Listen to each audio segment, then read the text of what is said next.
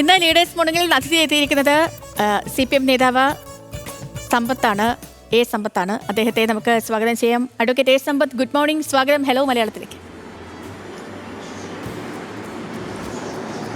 അതെ, good morning. Good morning Shri Sampath, ഇപ്പോൾ നമ്മൾ ഈ പെഹൽഗാം ഭീകരാക്രമണത്തിൻ്റെ പശ്ചാത്തലത്തിൽ നിൽക്കുകയാണ്. രാജ്യം അങ്ങ് ഏറെ നാൾ MP ആയിരുന്നു, ഡൽഹി കേന്ദ്രീകരിച്ച് ഒരുപാട് നാൾ പ്രവർത്തിച്ചതുമൊക്കെയാണ്. അപ്പോൾ അതുകൊണ്ട് തന്നെ ചോദിക്കുകയാണ്, ഈ പെഹൽഗാം ഭീകരാക്രമണം അതിൽ ഇന്ത്യ കടുത്ത നടപടികൾ തുടങ്ങിക്കഴിഞ്ഞു. അതിൻ്റെ ഈ ആദ്യഘട്ടം എന്നോളം നയതന്ത്ര തിരിച്ചടി നമ്മൾ പാകിസ്ഥാന് നൽകി. ഇന്നിപ്പോഴാണെങ്കിലും നദികളിലെ ജലമൊക്കെ മുന്നറിയിപ്പില്ലാതെ തുറന്നു വിട്ട് പാകിസ്ഥാന് കനത്ത പ്രഹരം രാജ്യം നൽകിക്കൊണ്ടിരിക്കുന്ന ഒരു വേളയിലാണ് നമ്മൾ സംസാരിച്ചുകൊണ്ടിരിക്കുന്നത്.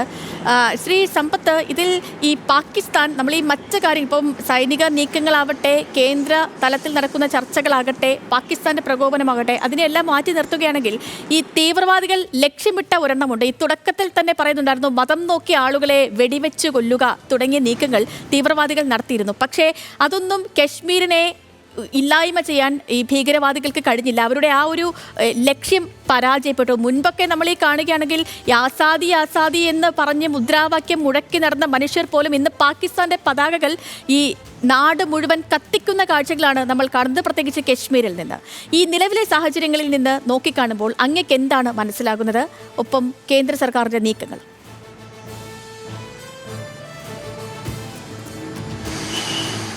നമ്മുടെ രാഷ്ട്രത്തിൻ്റെ, ഇന്ത്യയുടെ ഏറ്റവും വലിയ കരുത്ത് നമ്മുടെ ജനതയുടെ ഐക്യമാണ്. ലോകത്തിലെ ഏറ്റവും വലിയ ബഹുകക്ഷി ജനാധിപത്യ വ്യവസ്ഥ ചില അപഭ്രംശങ്ങൾ ഉണ്ടായിട്ടുണ്ടെങ്കിലും അഭംഗുരം തുടരുന്നതായിട്ടുള്ള ആ ഒരു കരുത്തിൻ്റെ പ്രതീകമായിട്ടുള്ള ഇന്ത്യ ലോകത്തിന് തന്നെ അത്ഭുതമാണ്.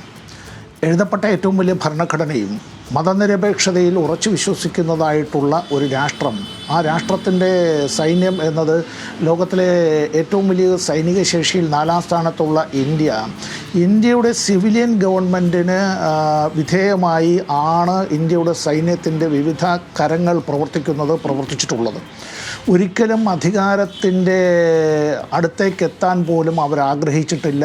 ഈ മാതൃഭൂമിയുടെ മാനം കാക്കുക, തങ്ങളുടെ ജനതയുടെ ജീവനും സ്വത്തിനും സംരക്ഷണം നൽകുക, ആകാശവും ജലവും ഭൂമിയും സംരക്ഷിക്കുക എന്നുള്ളതിൽ അവർ രക്തസാക്ഷിത്വം വരിക്കാൻ, വീരമൃത്യു വരിക്കാൻ തയ്യാറായി തന്നെയാണ് നമ്മുടെ സൈനികരും ഓഫീസർമാരും പ്രവർത്തിക്കുന്നത്. ജമ്മു കാശ്മീർ നമ്മൾ കേരളത്തിൽ അല്ലെങ്കിൽ ഇന്ത്യയിൽ മറ്റു പല പ്രദേശങ്ങളിൽ, അത് വടക്ക് കിഴക്കൻ സംസ്ഥാനങ്ങളിലായാലും വടക്ക് പടിഞ്ഞാറൻ സംസ്ഥാനങ്ങളിലായിരുന്നാലും നമ്മൾ പൊതുവിൽ കരുതുന്നത് പോലെയുള്ളൊരു സാമൂഹികമായ അല്ലെങ്കിൽ അതിൻ്റെ രാഷ്ട്രീയമായ ചരിത്രത്തെ നന്നായി വിശകലനം ചെയ്യാതെയും അതിൻ്റെ ഭൂമിശാസ്ത്രത്തെ നേരിട്ടറിയാതെയും പറയുന്നത് പലപ്പോഴും അപക്വമായി പോകും. ഞാൻ എന്തുകൊണ്ടാണ് ഇത് പറയുന്നതെന്ന് ചോദിച്ചാൽ, ഇത് 1996 11ാം ലോക്സഭയുടെ കാലത്ത് ദേവഗൗഡ, പിന്നീട് ഗുജറാത്ത് പ്രധാനമന്ത്രിയുമായിരുന്ന അസ്ഥിരത തന്നെ ഒരു അത്തരത്തിൽ 18 മാസം മാത്രം ഉണ്ടായിരുന്ന ഒരു ഗവൺമെൻറ്റിൻ്റെ കാലത്ത്, ഞാൻ അന്ന് ചിറയൻകീഴ് ലോക്സഭാ അംഗമാണ്, സഖാവ് സുശീല ഗോപാലന് ശേഷം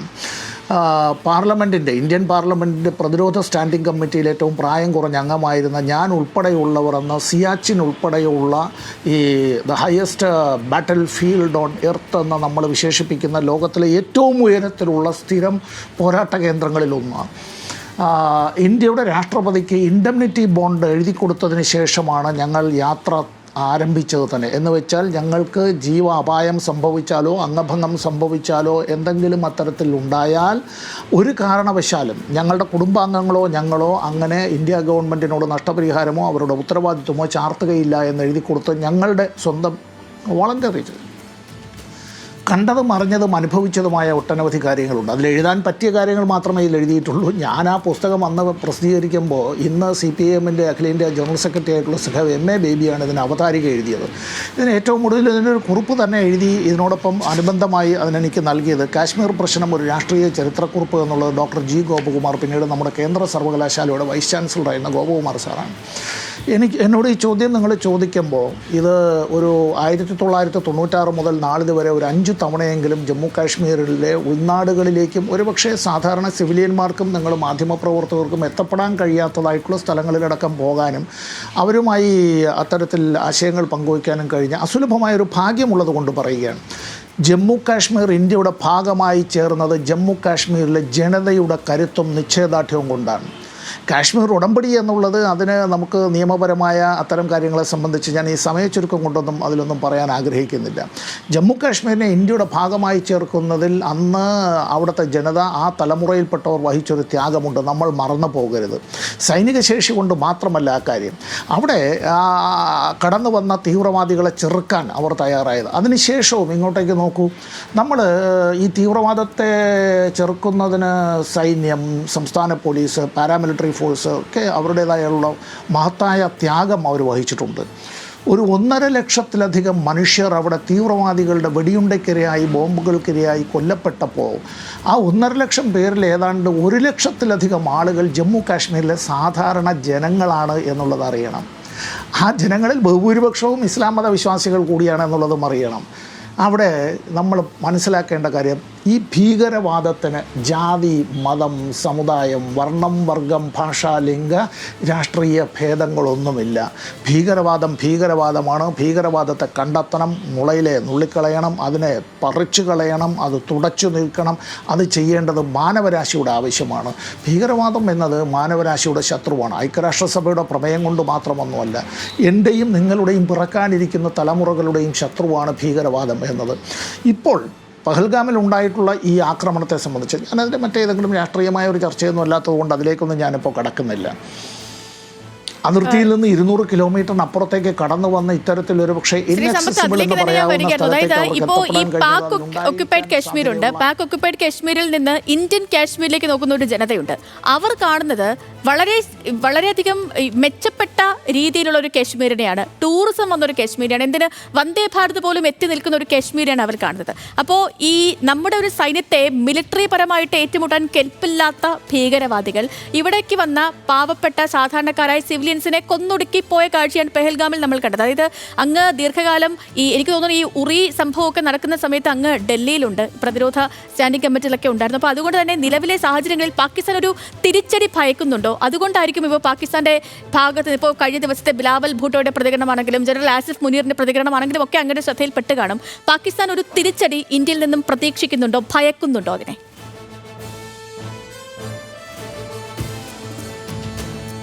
സ്വാഭാവികമായും തീവ്രവാദികൾക്ക് അങ്ങനെ നിലം ഒരുക്കിയവർ, അവർക്ക് പരിശീലനം നൽകിയവർ, അവരെ സഹായിച്ചവർ, അവരെ പ്രോത്സാഹിപ്പിച്ചവർ, അഭിഭാഷകരുടെ ഭാഷയിൽ പറഞ്ഞാൽ പരസ്പരം ഉത്സാഹികളും സഹായികളുമായി വിത്തിൻ ഇൻവേർട്ടഡ് കോമ എന്ന് പറയുമ്പോൾ അത്തരത്തിലുള്ള ഒരു രാജ്യമെന്ന് എത്ര കണ്ട് അതിനെ ഒരു നേഷൻ എന്നൊക്കെ പറയുമ്പോൾ നമ്മുടെ ഒരു മനസ്സിലുള്ള ഒരു കോൺസെപ്റ്റ് ഓഫ് എ നേഷൻ അതിനോടൊന്നും തുലനം ചെയ്യാൻ കഴിയില്ല എങ്കിലും ആ രാജ്യം സ്വാഭാവികമായും ഭയക്കുമല്ലോ.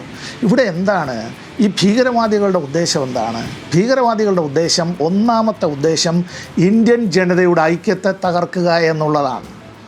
അങ്ങനെ ഇന്ത്യൻ ജനതയുടെ ഐക്യത്തെ തകർക്കുക എന്നുള്ളത് കൊണ്ട് തന്നെയാണ് അവർ നിരപരാധികളായ മനുഷ്യരെ വെടിവെച്ച് കൊല്ലുമ്പോൾ അവർ മതപരമായ ചില കാര്യങ്ങൾ ഈ ദൃക്സാക്ഷികളായവരുടെ മനസ്സിലേക്ക് വരുന്നതിന് വേണ്ടിയുള്ള ശ്രമം നടത്തിയത്.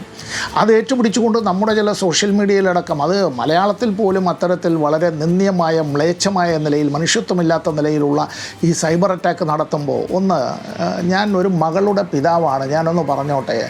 ഈ അന്തരിച്ചു പോയ ശ്രീ രാമചന്ദ്രൻ, കൊല്ലപ്പെട്ടു പോയ ശ്രീ രാമചന്ദ്രൻ, ആ നിരപരാധികളോടൊപ്പം അത്തരത്തിൽ ഈ അവിടെ കൊല്ലപ്പെട്ടു പോയ മലയാളിയുടെ മകള് അവിടെ സംഭവിച്ച കാര്യങ്ങളെ സംബന്ധിച്ച് ഈ ലോകത്തോട് പറയുമ്പോൾ ആ കുട്ടിയെ, ആ മകളെ വളഞ്ഞിട്ട് ആക്രമിക്കുന്നതിന് നമ്മുടെ ചില ഈ മലയാളികളായ ഈ സൈബർ ലോകത്ത് വിഹരിക്കുന്നവർ ചെയ്യുന്നത്, ഒരു അമ്മ നൊന്തുപെറ്റ ഒരു മനുഷ്യന് ചിന്തിക്കാൻ കഴിയുന്ന ഒരു കാര്യമാണോ അത്?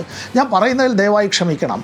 സ്വന്തം അമ്മയുടെ ഗർഭപാത്രത്തെ മലിനമാക്കുന്നതിനേക്കാൾ ഏറ്റവും ഭീകരമായിട്ടുള്ള ഒരു കാര്യമാണ് അവർ ചെയ്യുന്നത്. ഞാനൊരു ഫേസ്ബുക്ക് പോസ്റ്റ് ഒന്ന് വായിച്ചോട്ടെ. ഇത് നമ്മുടെ പ്രിയപ്പെട്ട ഗായകൻ ജി വേണുഗോപാലിൻ്റെ, നമ്മുടെ ഗായകൻ വേണുഗോപാലെ നമ്മളെല്ലാവരും ആസ്വദിക്കുന്നതാണ് വേണുവിൻ്റെ ഗാനം. ആ വേണുവിൻ്റെ ഫേസ്ബുക്ക് പോസ്റ്റിൻ്റെ ഒരു ഭാഗം മാത്രമാണ്. ദൈവമേ, ABC വാലീസ് എന്ന് വിളിപ്പേരുള്ള പഹൽഗാമിലെ ഈ ഇടങ്ങളിൽ ഞങ്ങൾ അങ്ങനെയാണ് ആ ഫേസ്ബുക്ക് പോസ്റ്റ് തുടങ്ങുന്നത്.